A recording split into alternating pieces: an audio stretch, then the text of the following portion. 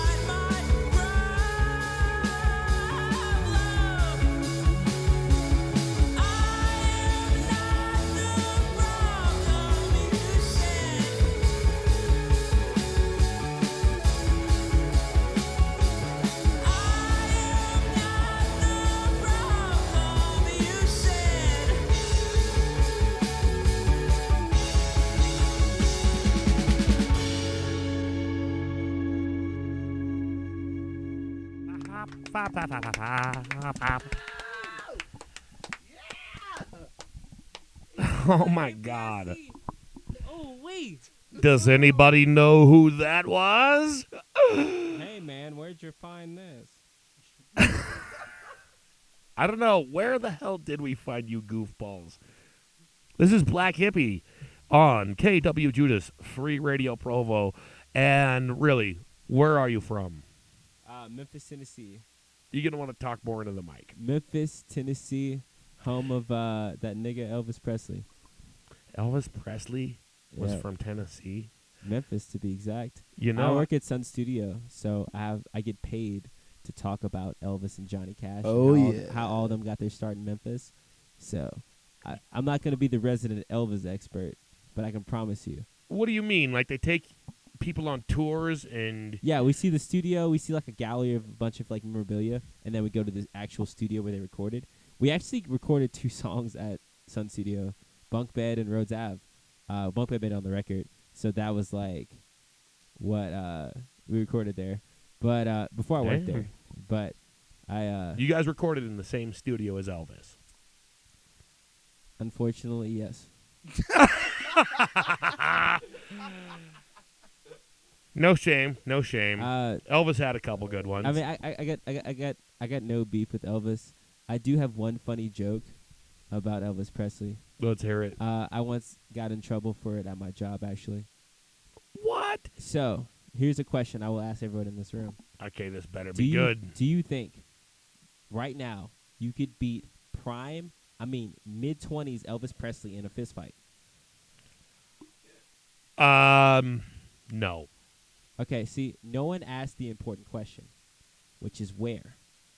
Okay? So, before you do that, where does Elvis draw all of his power from? I would probably say minestrone soup. Nope. Stealing from black people. So you need to Oh, ask it's- you need to ask you need to ask where I was so fucking close. you need to ask where you're fighting him. If you're fighting that nigga in fucking Memphis, Tennessee or Southside Chicago, you're gonna fucking lose. He's got too much to pull from. But if you're fighting that motherfucker in like Montana, you're gonna beat his ass. I once told this joke to someone at my job, and they did not enjoy this joke at all. But honestly, I love this joke. No, Well- this joke's amazing. I'm pretty sure in the middle of a tour, yeah, not terribly appropriate, friend. Yeah, I know I can say this here because not many people that I work with and my managers and care about my music career at all, so they'll never listen to this. And if they are, well, you get a treat at the end. Just leave a comment below in the description. And say, Josh, you We can go- want our you- fucking treat. They say, Josh, you can go on and clock out for me. And don't come back.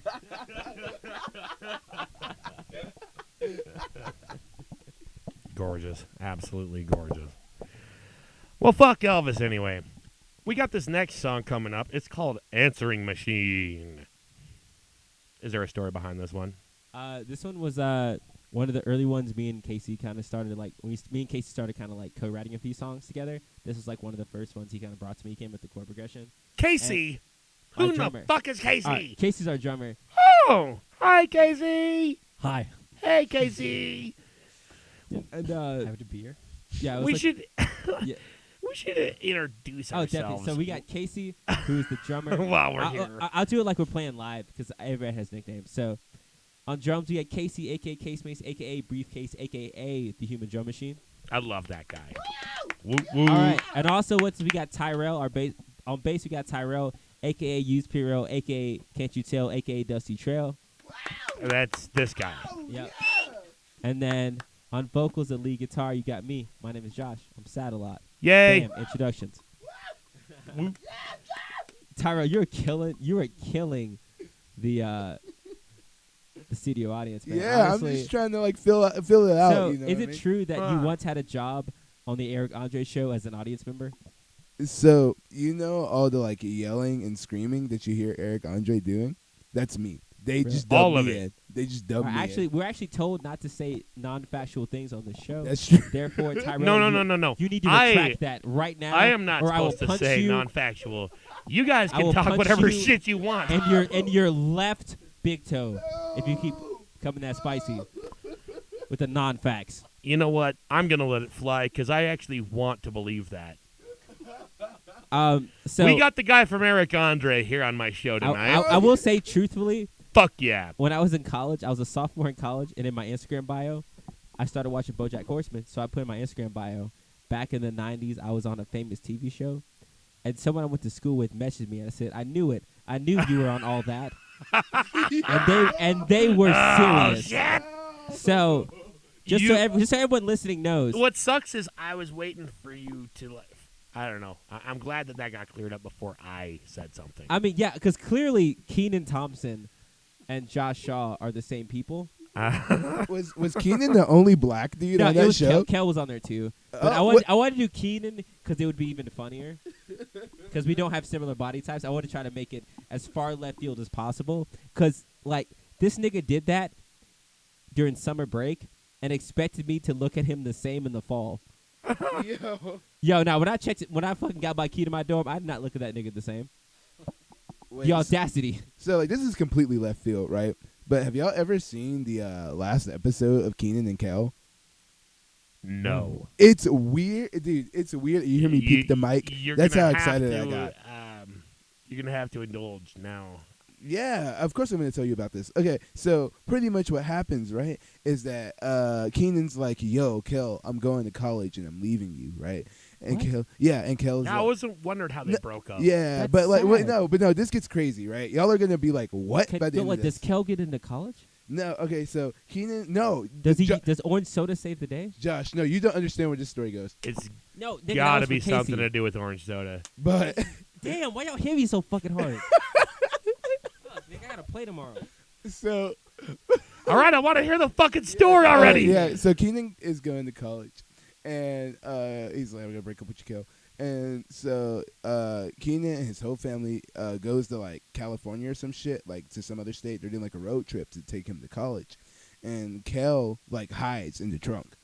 And so he gets on this road trip with them. Sounds like a not responsible packer of that car. Of course. But here's where it gets crazy, right? So they're on this road trip to take Keenan to college, and then their car breaks down. And when their car breaks down, some dude on the side of the road like stops them and takes them to a haunted mansion. And in this haunted mansion, there's a serial killer. And so the serial killer is trying to like, take them out and stuff. And they're fighting the serial killer. And then it turns out, this is Keenan and Kel, I swear. And it turns out the serial killer was actually a vampire. Okay, and so now this dude's a vampire and is like turning into a bat and like chasing them and shit, right? And so then they eventually escape the haunted house, drive away, and that's the end of Keenan and Kel. Are you like? What? Hold on. Can I fact check you real quick? Yeah, 'Cause, dude, like, go for it. Motherfucker. Nigga, that sounds like a fever dream. There's no way.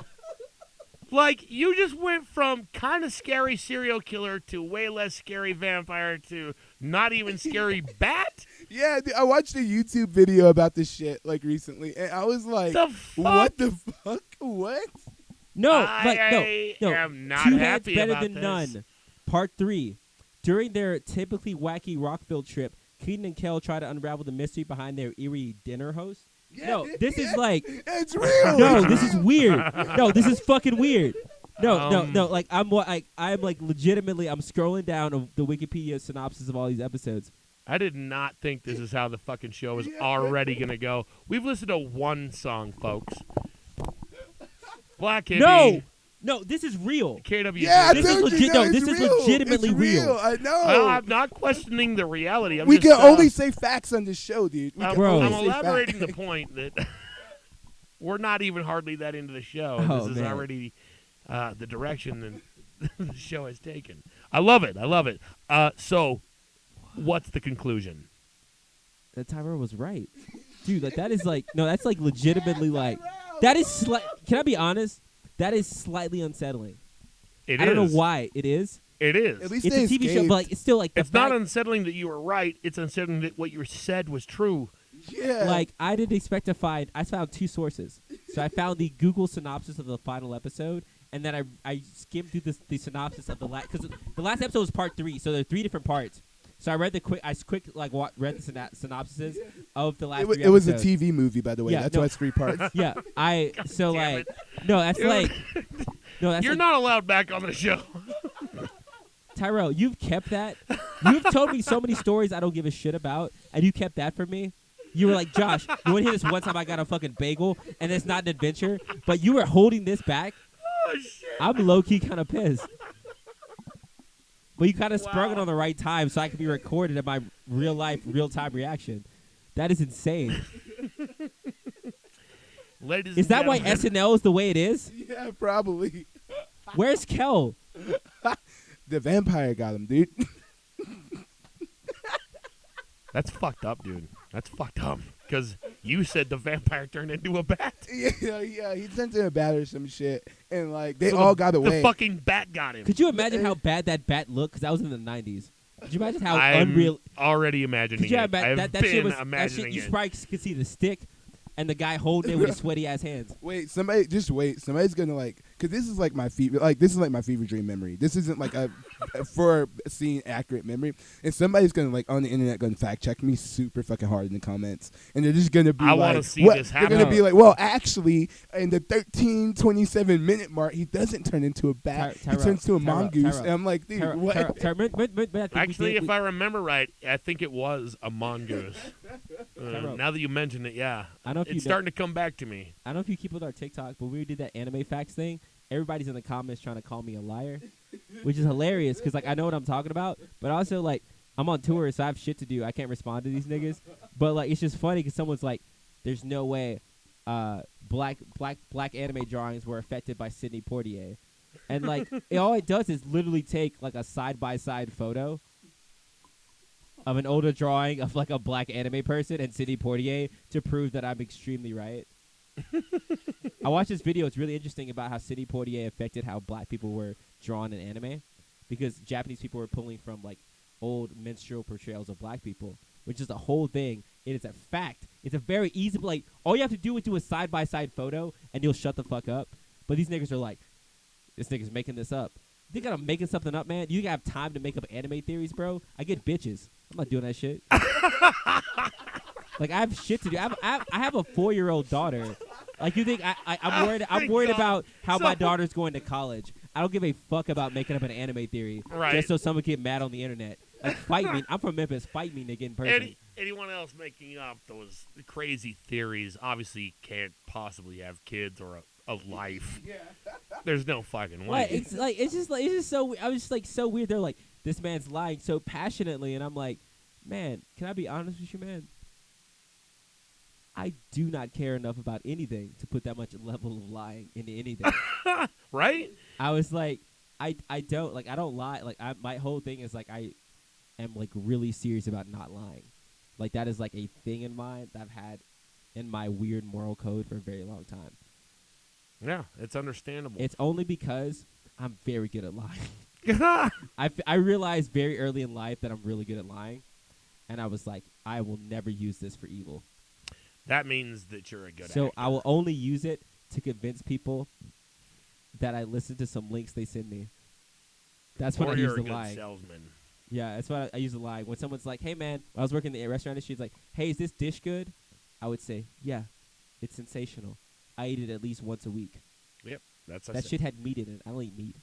I've never eaten that. Yeah, that's what I use mean. my lying powers. Makes you a good actor or a good salesman. Yeah, it makes me when you use your lying powers for good, at least it usually turns you into one of those two things. Yeah, even at my job, when someone's like, "Hey, man, does Elvis inspire you every day?" I say, yes, ma'am. God Being in the damn same city as Elvis Presley helps me play guitar, and she's like, "That's amazing," and I say, "Yes, ma'am. My tip jar is right there," and then she puts a 20 in there, and I'm like, "Thank you, ma'am. Thank you so much." That's what I use. I only use my power of evil to try to exploit capitalism. That's the only time I use my powers of lying. Other than that, I don't lie. Because I don't lie to anybody. I'm very honest. Casey knows. I bullied him about a shirt one time. I think we should get to another song. All right, yeah, totally. This next song, as we mentioned, like, I don't know, 27 some odd minutes ago, Answering Machine. KWJUDAS Free Radio Provo. Thank you all for listening.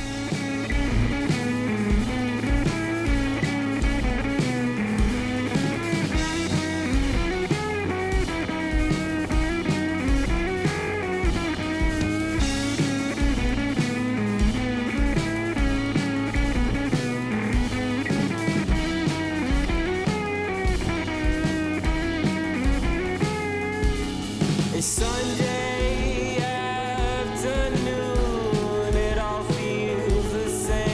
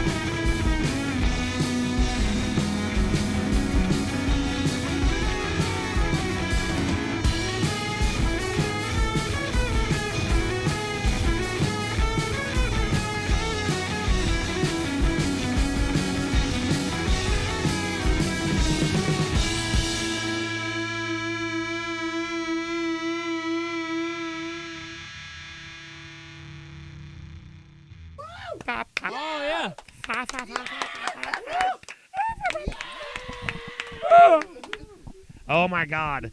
Do you guys hear that? The audience is going fucking crazy for you guys. I haven't had our studio audience just light up like this in pretty much since this whole season started. Woo, I'm ready to make a life-changing decision. Yes, this music is inspiring. God damn. I think I understand Lance Armstrong's career. I think that we should let's have a word from one of our studio audience participants. What do you think, little boy? Well, honestly, the second I found out about Blvck Hippie, I realized my life actually mattered. And that's why I decided to buy a house and to convert it into a larger house. My God, did you guys hear that? And let us also not leave out the elderly community. What do you have to say? Yes, well, my great grandson really liked Blvck Hippie, and it really just brought a tear to my eye to see the youth. Did you hear that? Blvck Hippie changes lives, and also the minorities. Yeah, man, it's good. I didn't mean to put you on the spot like that.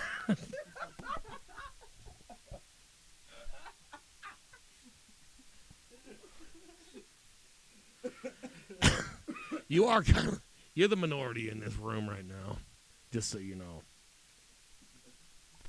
I'm just kidding, buddy. We haven't heard enough from this guy. You're the drummer. I am, yes. Is that it?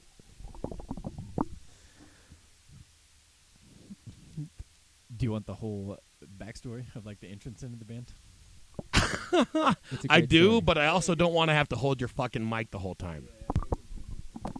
And let's keep it short. I mean, we got I don't know. Durpenshlee's kind of been on my ass lately.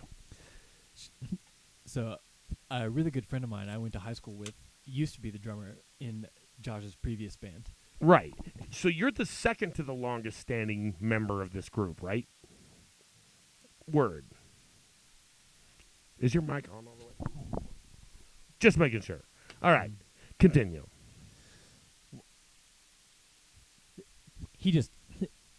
Keegan needed to step out, and so he asked me if I would fill a spot, and he was like, come, see some of the music, see what you think about it. I guess he just thought I would be a good fit, and it's, the first song I heard from whatever Josh was playing, I was like, yeah, I love the music immediately.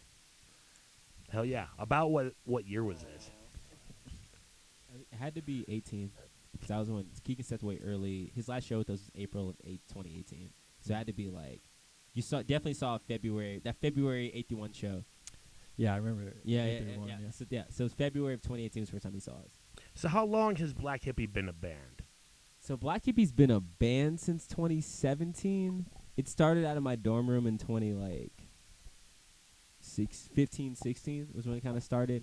But it was called St. John for a very long time. It started as Blvck Hippie. St. John was the name of the band. Yeah, St. John was the name of the band for a while. I was a preacher's kid, so I wanted So to what made you... that. I mean, I was going to ask, why in the hell would you call yourselves Blvck Hippie? And then you guys showed up, and I was like, So now I'm like... Yo, that's messed up. No, People keep saying that when they see me. Okay, I have... What's with the fucking V, though? So, all right, so What's I with will the give, upside down V? I will give you the full scoop that I rarely tell interviewers. That is the... Okay. So here's Sorry, I didn't mean... here's what happened. So That's what I want. I started recording demos and stuff when I was in 2015 when I was a music major, and I started making all these weird lo-fi, really weird fucking songs. Casey's heard them. Tyrell's never heard the original Blvck Hippie EP. But anyway, my mom used to call me her little Blvck Hippie a lot when I was a kid because I was a weird, eccentric, black kid that, was weird as shit and into a bunch of weird shit. So she called me her little Blvck Hippie. So that was where the name came from. And the V looked really cool on Instagram when I was 19, 20. Now I was 20. So I was 20. That shit looked cool on Instagram. So that's why I added the V to kind of make it special. And because I was obviously aware of the Blvck Hippie rap supergroup. I actually Wait, was. the who? There's it's Kendrick Lamar, Absol, Schoolboy Q. It's a whole thing. Oh, shit. But I knew about it a little bit, even though our origins are similar around the same times. But I wanted to put a V because I thought it looked cool and it went take on Instagram. And it looked really cool, and I thought the upside down A was super cool because I was super into the Weeknd at the time, and I was kind of cool with like playing with like letters and stuff. But I switched to St. John like that next what's year. with the St. John thing? I grew up a preacher's kid and deeply into Seventh-day Adventism, which is one of those like weird like religions where like things are really bad for people, for kids mostly when you're indoctrinated in that. How do you mean? Very like bigot, judgmental. They don't really care about a lot of things. But it's like if like Baptists got turned up to 40. Oh. You know what I mean? It's like if someone like if Baptists were a line 6 amp, you twitch that stuff to insane, and you got like Seventh-day Adventism. Like Seventh-day Adventism and like Jehovah's Witness are just like creates like amazing artists like Childish Gambino and Prince, but also just scars a bunch of children. And I happen to be the ones that like got to be creative out of it. So like St. John was a reference to growing up like hyper religious, and in a lot of those weird like spheres. So we were St. John for a while, but there's a bigger metal band called St. John that kept. That's always how it goes. Yeah, so some fucking metal band stole your like, name. And it was just God like damn it. I didn't realize how bad it was until someone walks up to me. He's like, "Man, you know you have over 1 million monthly listeners. Like, how are you doing that?" And I was like, "Wrong, St. John." Damn it. But in their discography, I don't know if Spotify fixed it from like 2018, but for a while, if you looked up St. John, like our music would get lumped into theirs, and vice versa. So I was like, we need to change our name. So I did a Facebook poll, and I said I went by another name called Vacant House, and I was like, which would y'all rather have, Vacant House or Blvck Hippie? And Blvck Hippie won, so we became Blvck Hippie. But I like it because it does pay homage to like my mom and her being like the reason I'm like so cultured and care so much about art. So it like worked out well to honor her. But she's alive, but I still like to like give her flowers. But you don't have to be dead. But that's how it pay happened. homage or respects to someone. You know. This one goes out to all the dead or non-dead moms out there. Oh yeah, pouring one out for the homies. All right. This next song is called NYE. KWJUDAS, Free Radio Provo. Thank you all for listening. We love you.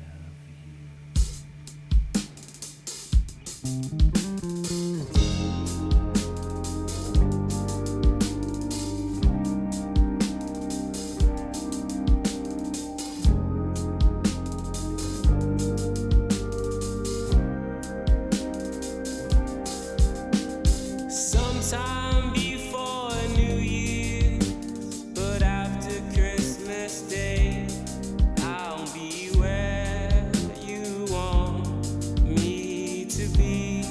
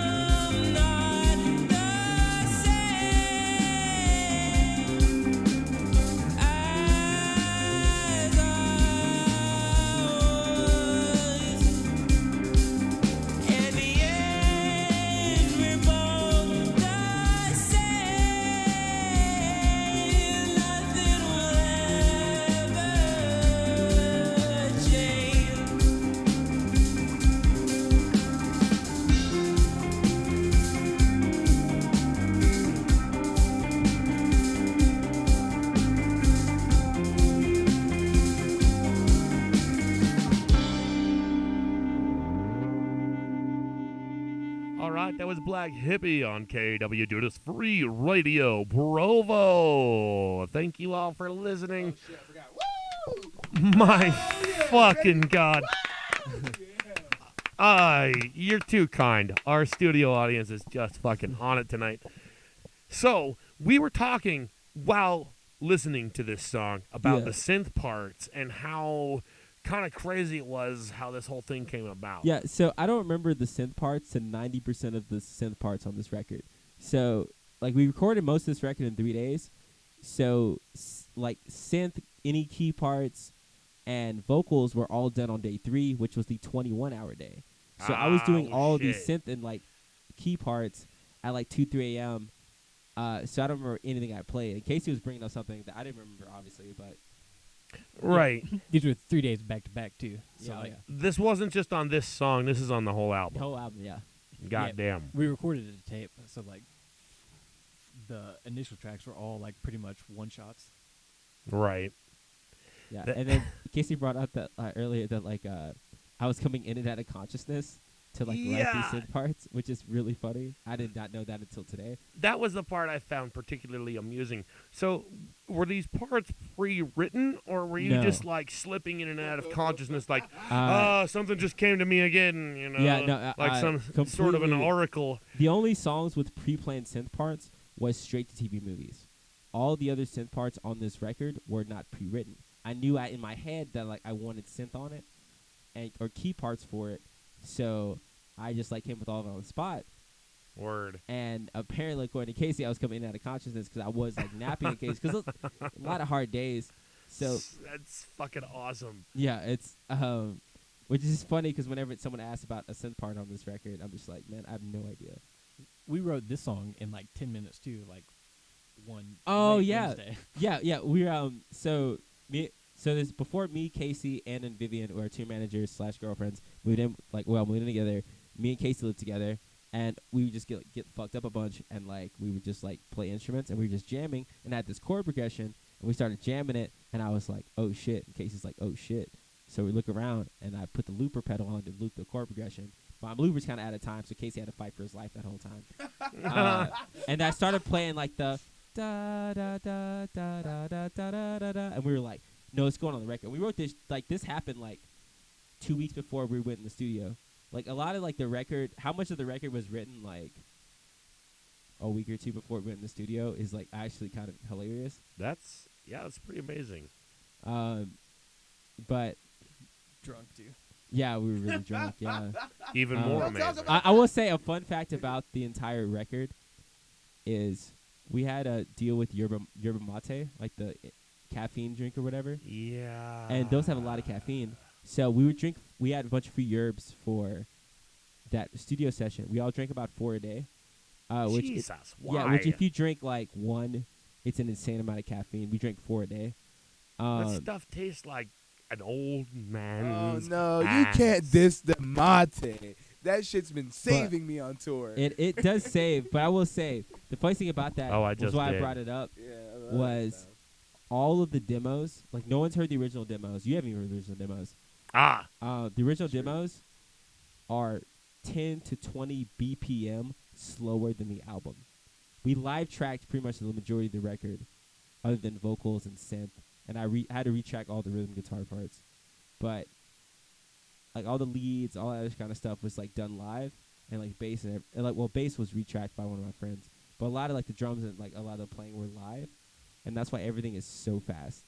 Like no one knows it's fast because no one heard the demos, but we were all just caffeinated and kind of drunk, and we were like, "Yo, count that shit off, Casey." And Casey just like dot dot dot dot. I'm like, "We playing at this speed.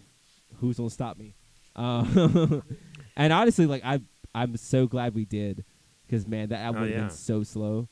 Oh my Thank- god! Yeah, I was just about to say because the songs are already slow. We played them so much faster live already. Okay, so Tyro's only been in the band since last fall. He joined on our 6-week tour, and so our you fun fact- haven't even been in the band for a year yet. My 1 year's coming up. Okay, Your You 1 know, year's it's gonna gonna hit, be soon. and, It's gonna be soon. Yeah, I guess officially October, but you can say September. Yeah, we can do September. Yeah. Word. But the funny thing is, like, the way Blvck Hippie songs go, we have a demo is 1 speed, and it's way faster recorded, and then live it's way faster.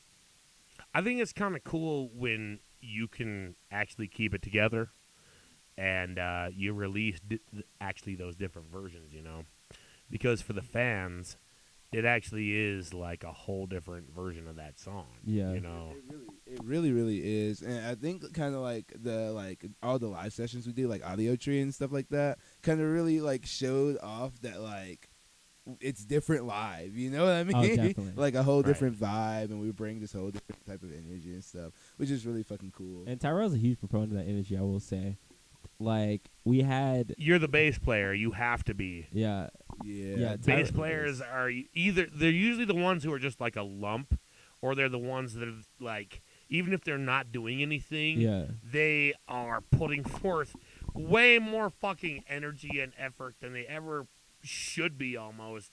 Definitely. And I mean, I can say that I'm a fucking bass player, and I'm the one who just explodes Yeah. on the stage. And you notice bass players are also usually the weird one in the band. Oh, definitely. So I've got my Definitely. fucking eye on The you. funniest thing about Tyrell, I met Tyrell when he was 16. Indeed. So Tyrell's the youngest member of the band. He is like 5 years younger than me. But the funniest thing, I met Tyrell when he was probably about 15, 16. He grew up in Jackson, Tennessee, which is where I went to college. So we would meet. I'd see him at like all ages shows. Word. And he was playing bass for his other band. And I remember seeing him, and I was like, "Oh, cool!" Like another black dude at a show. I was like, he looked lame as fuck. So what kind of shows did you guys go to when you were kids? Oh, I didn't go to a show till college. My first concert I went to. I don't mean kid, but you know what I yeah, mean. well, like my first concert I ever went to was the Neighborhood, and I was So what kind of music? indie rock. Like they did Word. like Sweater Weather, but I will say, yo, the Neighborhood live, the amount that affects everything I do live, insane. They got me to the Lo-Fi Junkie, bro. My favorite band of all time. Anyway, but like, so like shows I started going to were mostly like indie rock shows, punk and hardcore shows. Right. It's kind of like my bread and butter was where I was going. If it was like, mostly it was like, especially when I got out of college, it was almost exclusively punk, hardcore, and metal shows, because those are the people I was opening for. Because all I knew was the punk and hardcore kids. Right. So like that's like the scene. And I that grew- was I- kind of big. yeah, I cut my teeth in, which was like how I learned how to perform. Because I was like, man, if you're a solo act with a looper pedal and you're opening for two metal bands, you better be Dude. fucking good, Hell yeah. or else no one's gonna give a shit.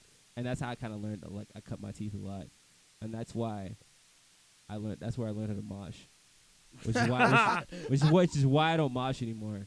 But I will say, Tyrell, I know you're younger than me. You've never seen it. Man, I wish you could have seen me in the mosh pit of my prime, buddy. Oh You'd have yeah. been so proud of me. Yeah, Josh is saying that because I am a pit junkie. Yeah, because I'm in there. He's still young, Man, man. I can imagine both of you motherfuckers in there. We were in the pit in DC. We played with Arcadia Gray. Oh yeah, we were in the And pit, we and were- we were the smallest Arcadia motherfuckers. Grain. Yeah, We were the smallest they're motherfuckers. they're Fuck. really sick, like emo band, Some emo punk Acacia band. strain knockoff. I don't- No. No, they're I'm the kidding. homies. They're the homies. But we Oh, played a show in DC, and there was like a bunch of like black folks came for us because like we're Blvck Hippie or whatever. So we were in the pit with all these guys after we played for this other set. So we felt like mad comfortable. We were like, man, and we were like, this is a 6-week tour. We're on week 5. Like we're all tired, but we were all like, man, we can't not mosh and like. Yeah. Like a 70% black mosh pit. Like that cannot happen. like we've dreamed of this as Yes, children. that was my dream. Yeah, I was like we would have killed for this. So we hopped in, and man, we were the shortest people in it. It was like I was so small. it I was so felt funny so 'cause small. I'm like 5'7", Tyrell's like 5'9". Our intern with us was like 5'8", 5'9", and we were the smallest people in that mosh pit. That's and like, fucked up. And we were like, this is like, Damn. this is You especially, you were one of the smallest guys Yes, in I the was pit. one of the smallest no people way. in the pit. it was so funny. It was, 'cause- and it was like, but also the worst part Where about it was was like this? DC. Washington D.C. The worst part Okay. about it was like we weren't even fresh. Like this is like week 5 of tour. We probably had like 4 days off. Like our bodies are breaking down, Mhm. and we're like, no, we're gonna do this. So we're in there, and we have to make up for like our massive size difference. You guys are fucking hardcore.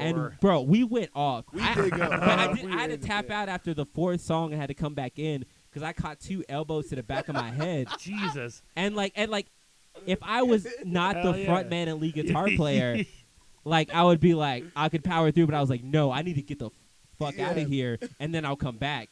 And then I came back a little bit, and I got roughed up a bunch, and I was like, I ain't got health insurance. And I was like, I get home, I got to give my daughter like piggyback rides, bro.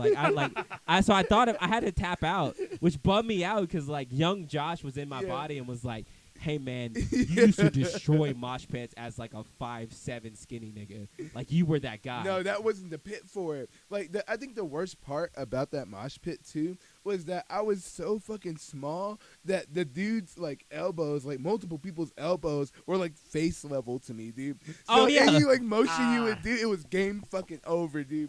Like my nose was broke, bro. Bro, I felt so bad because like, dude, Tyrell's knees were giving out days before this, and we were all like, we all looked at each other because we knew we had to do it, and it was like we were about to go into fucking a massacre. We were like, for king and country, like it was like that kind of vibe because we were all like, yo, we can't not do this.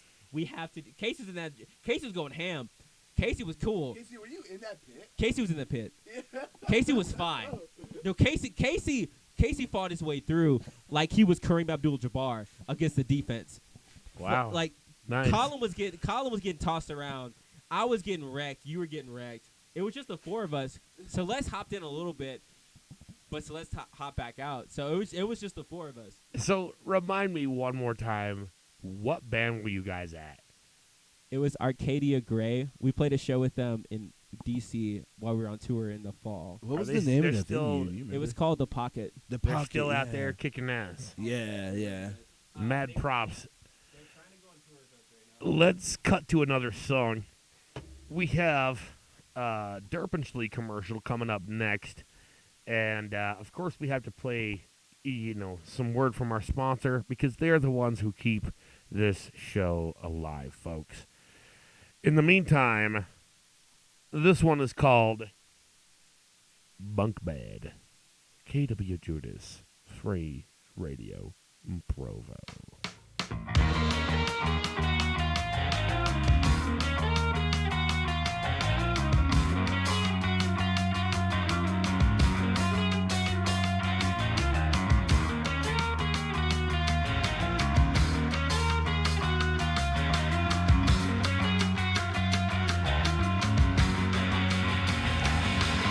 And I can never compete with how we made you feel. Just as that cigarette, the buzz won't help you heal.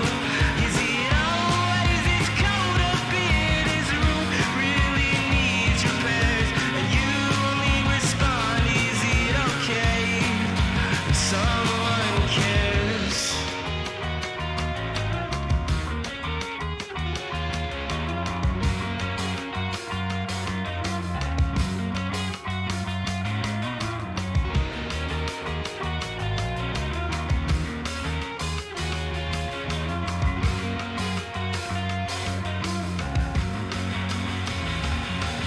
You say it's getting late, but you swear you can sneak me inside. And Dad always falls asleep when he makes your mom cry. And everything smells like vodka, the nice perfume you wear. You lie in your twin-size bed, holding a teddy bear. Say, can I stay the night? I'm tired of always sleeping alone. And can I stay the night? I'm tired of always being alone. I'm always alone.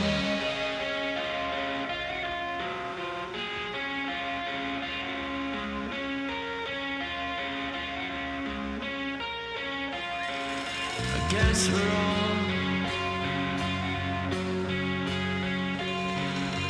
grown up. We're grown up now. Two dumb kids. We're too poor to pay rent. So promise me we won't change in a year or two.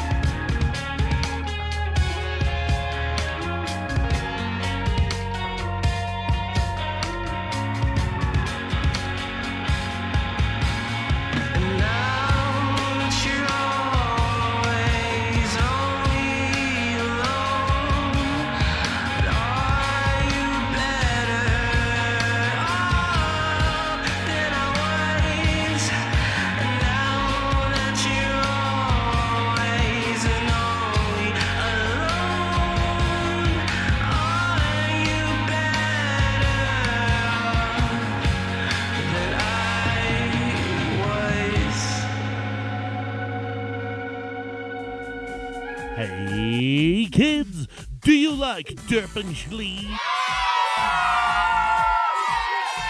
Well then, you'll love Durpenshlee with more power. That's right. Just add more power, and you get maximum Durpenshlee. While you're at it, throw in some Blue Bulldogs, microwavable popsicles, and don't forget Durpenshlee's inflatable auto parts, brought to you by Durpenshlee. And remember, if it doesn't say Durpen, it's not Durpenshlee. All right, well, you're going to tell us a real quick story about that song that we just heard, and then I'm going to take a piss because I got left out on that one. Ooh. So my favorite thing about the last song, Bunk Bed, is not only was it what got me out of my writing funk and got me back into music, but it's my daughter's like favorite song about me. So I have like two really quick stories about it. So when I used to work this really terrible job at a Chinese food spot.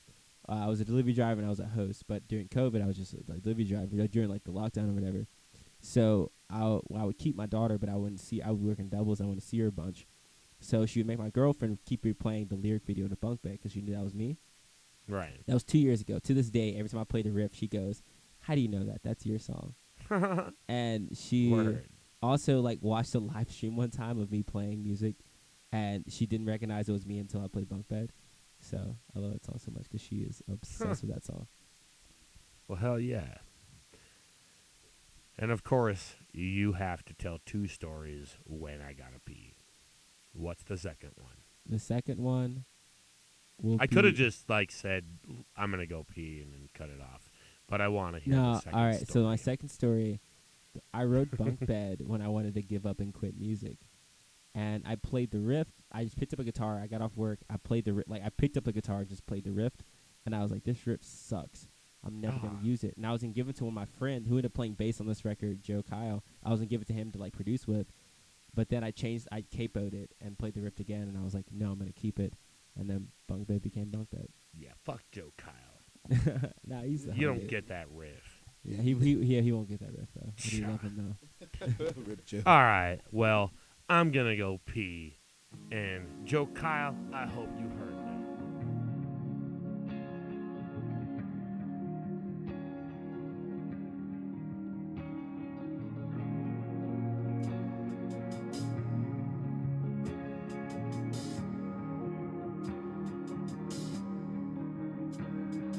Time is 3:03 in the afternoon, and I'm still drunk in my hospital room. This button calls a nurse, she comes to stand still. The guilt trip you into taking your own pill.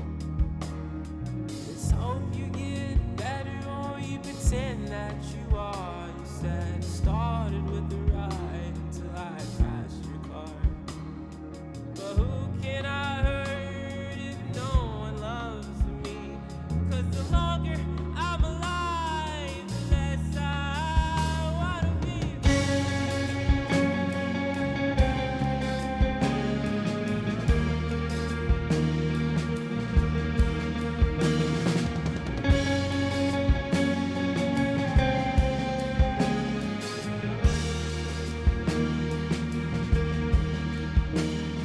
It's now 3:25 or a quarter after 3.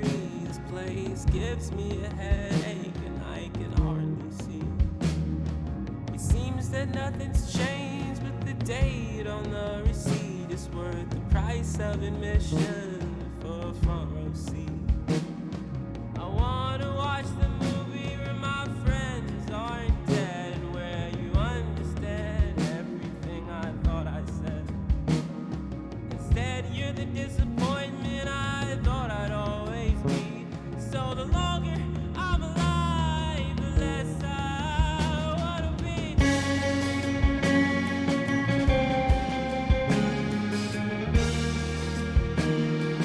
Oh,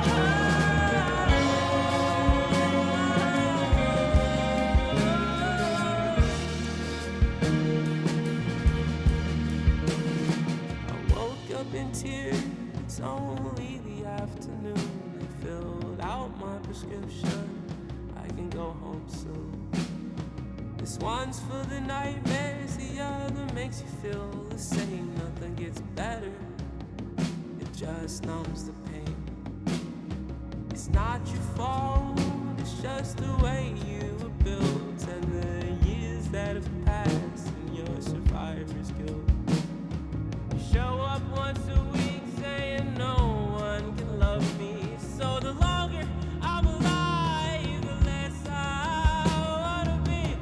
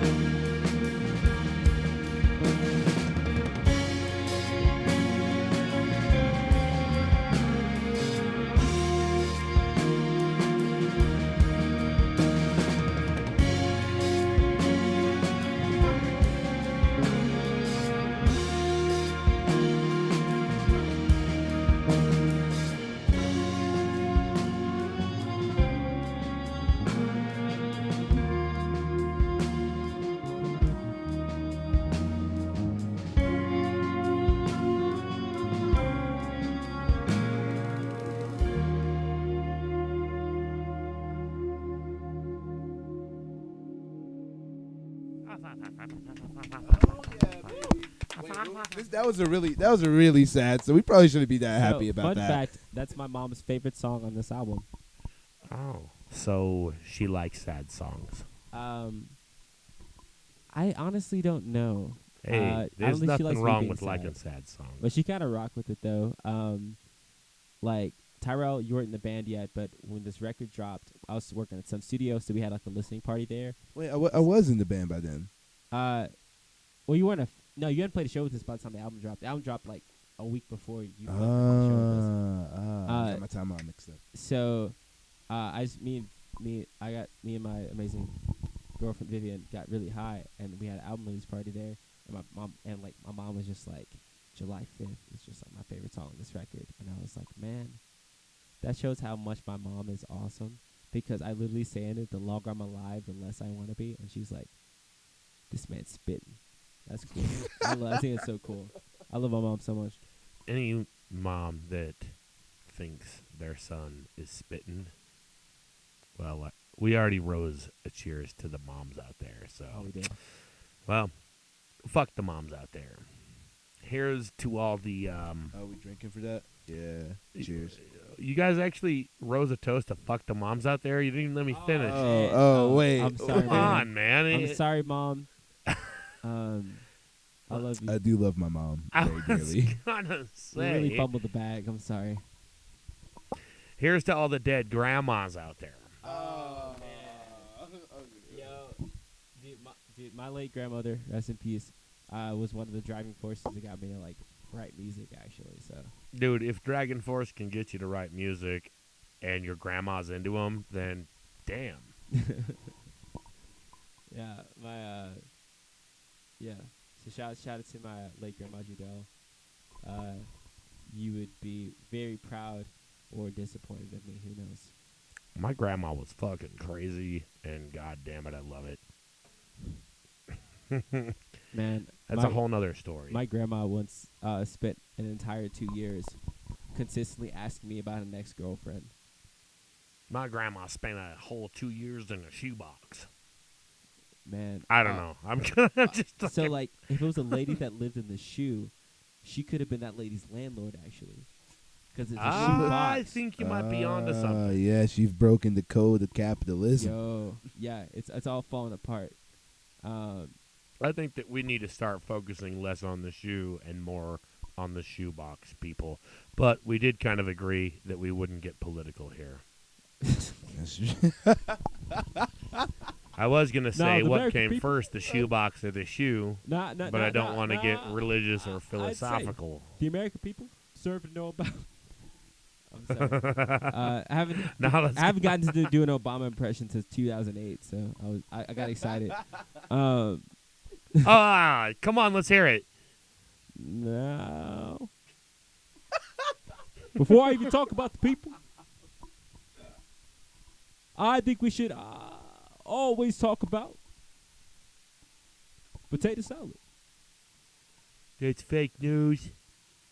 I'm sorry, people, but that's fake news. That's really good. That's so good. That's really good. No. My opponent doesn't know what he's talking about. By the way, your wife looks like a dog. Man, no one asked for it, but every time I get high, I have two really good impressions. Cat Williams and Fezco from Euphoria. Okay, now you got to do them both. Now, to be honest, Rue, to be honest. Now, if I'm doing Cat Williams, I got to hit that pimpin', motherfucker. I'm Cat motherfucking Williams. That's all I got. I also have a really good Mickey Mouse impression. Oh, Pluto. Yeah, I used to do I didn't play an instrument till I was 12, but I had a really good ear. So I would just do a lot of impressions. That's how you start, I think. That's like. So did you ever take any lessons?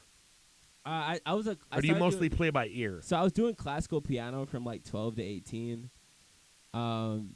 which kind of because I learned a Beethoven song by a tiny LED screen that if you pause you could see each note that moved. So Cool. I learned it from that. So my parents were like, "Oh man, this weird homeschool nigga probably needs another outlet." So they threw me into that shit, and I took classical piano lessons, and then went to school. And I was a music major after my first semester. And then I picked up guitar when I was 20, which is kind of I'm 27 now, so I picked up guitar as a second instrument. And it kind of all just came from there. Because, piano I was too good at. Did you have lessons on guitar, or did you just teach yourself? I was assigned lessons, but I don't want to call it the person that gave me lessons because I don't want them to know to be disappointed in me. They were a great teacher. You remember Doug? Doug? Doug Marcis? Nah, I've never met this dude. Well, you never. Guess you wouldn't have taken guitar from in Jackson, but he was a great teacher. I just never practiced and just showed up hungover. So I did. Guitar is 98% self-taught. This man was trying to teach me some amazing shit, and I was just a stupid college student that thought I was the greatest nigga ever. So all I did was just show. I would just never practice and show up kind of fucked up, and I didn't take anything seriously because I didn't have to, because I don't know. I should have. I actually had to. I just didn't. But so I'm with guitar, I'm pretty much fully self-taught. With just guitar tabs, learning songs, and watching people play guitar. I kind of feel like I'm an Uchiha in a way. I got a little Sharingan. I can kind of pick up stuff and kind of just scoot away from it. No, that's cool. I like that.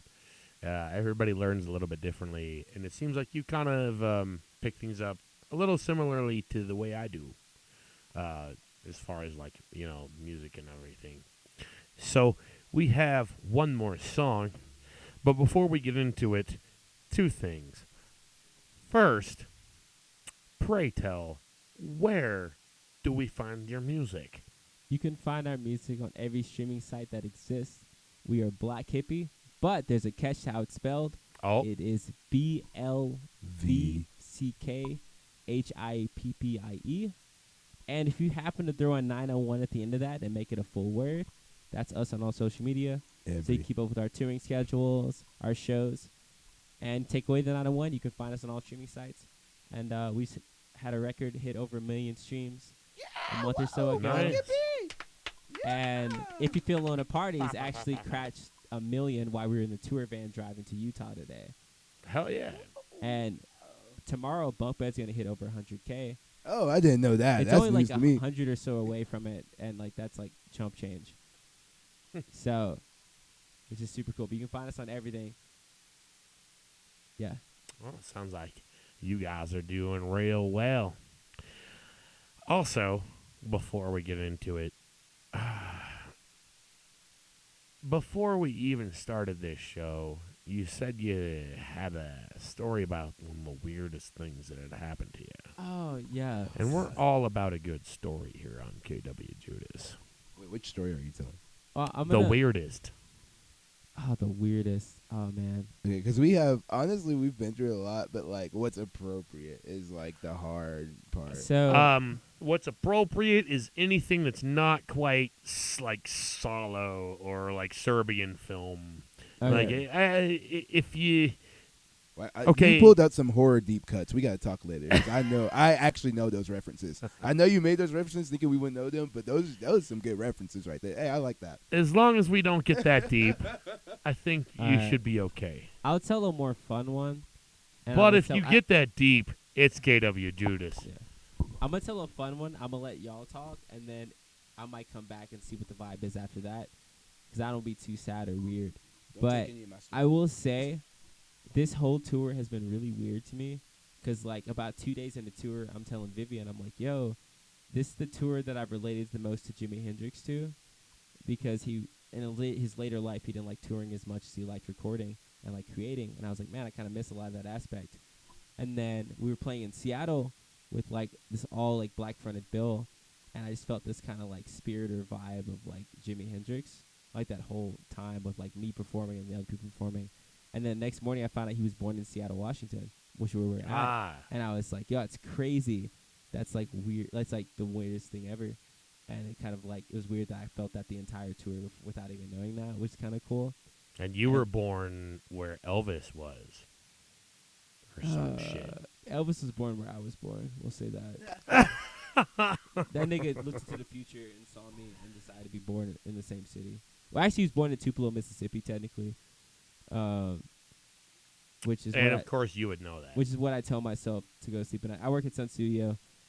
If you say Josh sent me, you'll get a free ticket at Sun Studio. Oh, shit. You You guys hear that, folks? Yeah. We're going to leave a link in the description below. Yeah, literally, if you just walk and be like, Josh said I could come here, they'll give you a free ticket to the next available tour that day. I'm fucking doing it. Because I got clout. Not by clout. Everybody there loves me, and it's cool. It's a cool job. And also, you know, they'll vibe with it. Like, they're cool with it. Everybody likes people on their tour. As long as they tip the tour guys, everybody's cool. So if I get you a free tour by you saying that, you better slide a 20 to that tour guide. Word. Because So- tour guides like need that money, and like I'm touring off that money. So if you Yeah, like, tour guides don't work for fucking peanut shells around yeah, here. yeah, you know? right. So like if you use that to get in, you better slide a 20 or a 50 to that nigga, or 100 if you feel like it. And Someone not tip me peanut $100, shells. and you know what that shit did for me? So fucking much, because I'm poor as hell. So do that. Use my code to get in for free, and then use a bunch of money to tip that tour guide. Because that man or woman or non-binary person, 'cause I'm the only non-binary nigga there, you should like tip them well and be very nice to them, because those people have to deal with some awful human beings sometimes. And you know what? Least you can do is slide that nigga some change. I think you've made that clear. Potato. Also, said tour guide, well, he also has control of your very life. Your life is in their hands. Think about that. So, what's your weirdest story, friend? Okay. So like, wait, is this on? Yeah. Yeah, that's just a little bit. I've noticed that chord's kind of. Ooh, yeah. Yeah, baby. see what I'm saying? Yeah. All right, but So like, be mindful. so like, okay, I'll just say a few things about tour, because like I think tour inherently on itself is just weird, especially DIY touring. Is this your first time going on a tour? No, so I've been on a few tours at this point. I've been on the road the longest of anybody in the band right now, because like I just got back from Europe right before this tour. With And other bands? Yeah, or? with another band. I went with So Pro- what other bands are you in? Oh, okay. So I'm like a hire gun. I like freelance for a lot of bands in the town that I live in now, which is Clarksville. It's right outside of Nashville, Tennessee. Okay. And so yeah, I play with some sick bands there, like Went and Existing, who's from Pennsylvania, who moved down there. and Who shit is like that? Went and Existing from Pennsylvania, who moved down there. They're really What cool. kind of music is that? It's like a surf punk band. Word. Super cool shit. Cool. But yeah, and I just play like literally whatever I'm hired to play, I just play it. How do you get that kind of a gig? People, okay, I hate answering this question. I have answered this question. I'm multiple sorry I times. asked. No. The reason I hate answering this question is because it just makes me sound so douchey, but it's literally just true. You're on KWJUDAS. the king of douchedom. But Make a douche of yourself. yeah, but the way I get the gigs is people literally just call me. Like I literally somebody see me play wherever, and then a friend tells a friend, and they're like, "Oh shit, gotta get that guy." It's the fucking Back to the Future shit. Oh, you gotta hear this. Yeah, and that's actually how Damn. I joined Blvck Hippie. I The would same say fucking Blvck- They vibe. just like- heard about like- you. Tyrell, no. So the funny thing is, like, we played. He lives in Clarksville, Tennessee, which is like 3 or so hours away from Memphis. And we played a house Word. show up there, and he was playing in 2 of the bands that were playing that night and also running sound.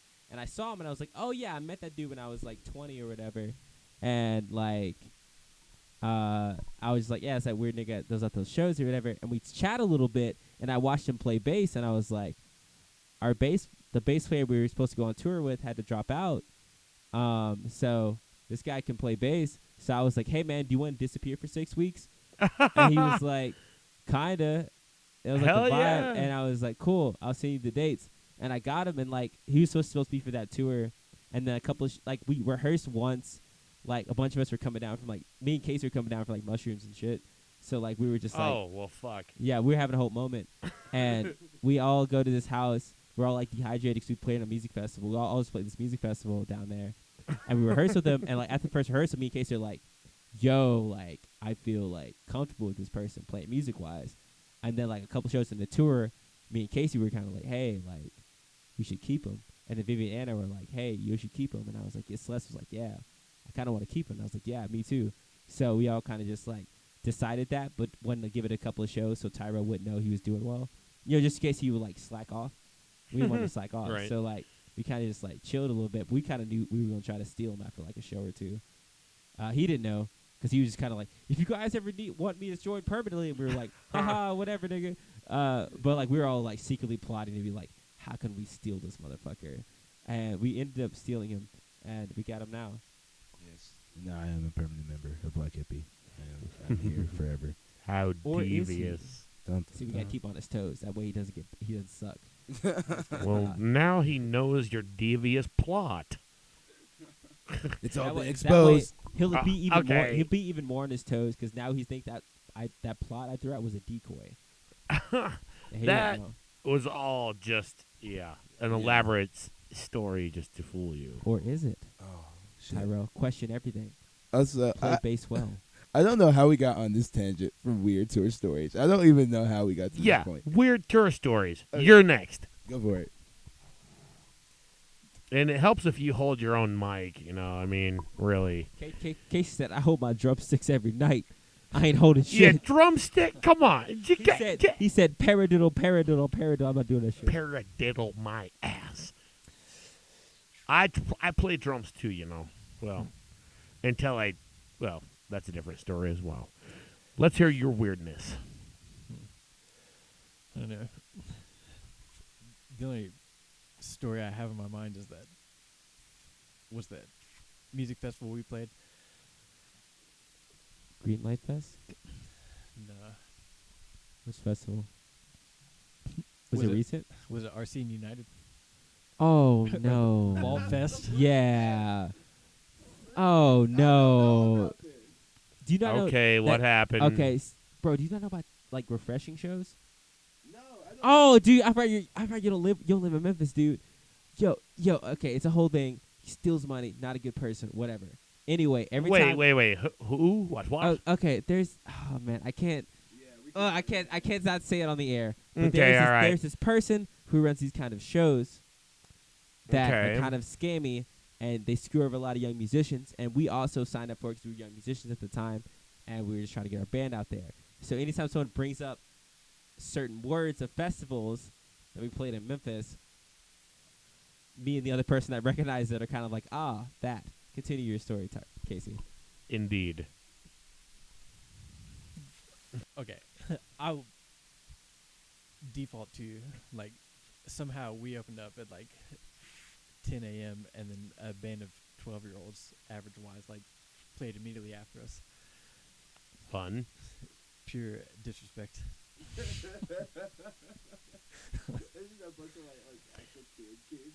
Yeah. So- there's an 8, a 10, 10. Oh yeah, 8, 10, and 12. They were average 10 years old. So yeah, that's pretty. So you were put before a band of 12-year-olds. What kind of a show was this? It was Was it just like a big like fair or like just like a music festival, a big festival? Like all ages, family kind of thing? like a local Memphis festival. Oh wait, no, that's not. Oh, didn't Trevor play it too? Was that time we talked about we opened up for those 14-year-olds? Yeah. Yeah. Yeah, that shit sucked. Did you still get paid? No. No peanut shells? Oh, yeah. That was the whole thing with that person's show. If you asked for payment, they'd stop booking you. I just went and watched my buddy open up for a band in Escalante, which is pretty podunk town here in rather southern Utah. And they opened for, I don't know exactly how young she was. But yeah, they got paid like $50 a piece. Yeah. And like no We one take was those. there. It was like, what the Yeah. fuck? We got paid nothing, and I had to see a bunch of kids I gave lessons to in the audience, which made it worse because I was really fucked up, and I was like dancing with Vivian, and I was like, "Oh man, I'm so lit!" And I look up and I see 7 kids I give piano lessons to, and a guitar and a bass lesson to, and I was like, "Man, no, I'm not doing this today." And I went out back and changed smoke cigarettes till they left. I don't want them to know I was there. I was like, no. Wait, I was like, what? I was like, man, there's no way I'm dealing with this shit Monday. I was like, it's Saturday. I'm off, nigga. Like, I played a show. I'm drunk. Let me live my life. And I look up. I see a bunch of, like, I was like, oh, nope, that's so-and-so. Oh, it's so-and-so. And I was like, man, I never learned that song they wanted to learn. I'm not going to deal with them right now. That's hilarious. Well, kids, if you're looking for guitar lessons, you know who to look to. I'm really great. Just don't be at a show I'm drunk at. Right? And what are you doing there anyways? Kids, come on. Talk to your parents. I would never. So, without further ado, we have the song that everyone has been tuning in for, correct? Right? Right? Yes. Right. You guys got your fucking, your one hit, your banger. Here it is, kids. This is their remix of the classic 90s tune, Ace of Base, I Saw the Sign. This is just the extra dance party remix. If you're feeling alone. KWJUDAS, Free Radio Provo.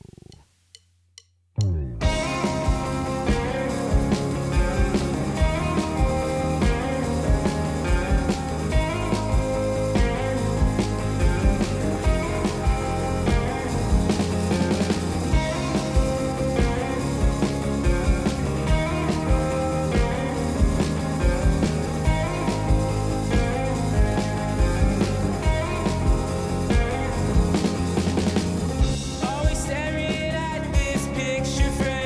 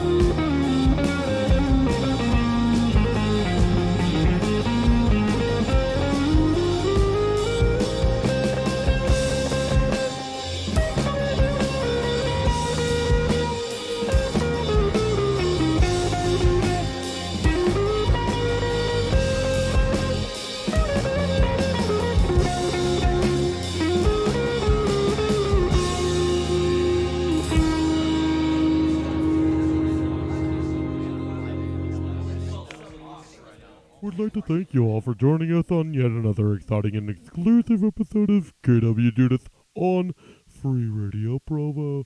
We now return you to our regular Free Radio programming.